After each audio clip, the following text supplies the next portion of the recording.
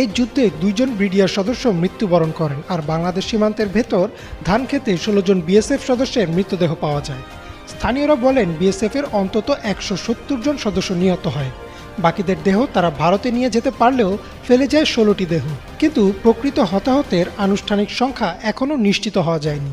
কিছুদিন পর পতাকা বৈঠক করে সে মৃতদেহগুলো ফেরত দিতে চাইলেও সেগুলো নিতে অস্বীকৃতি জানায় বিএসএফ, কিন্তু পরবর্তীতে সেগুলো ফিরিয়ে দেওয়া হয়।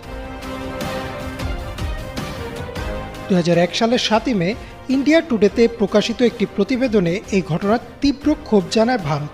তৎকালীন প্রধানমন্ত্রী শেখ হাসিনা ভারতকে আশ্বাস দেন যে এই ঘটনার তদন্ত করা হবে এবং ভবিষ্যতে এমন ঘটনা আর ঘটবে না বলেও জানান।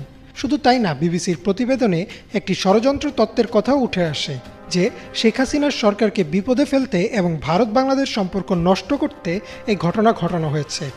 আর তাই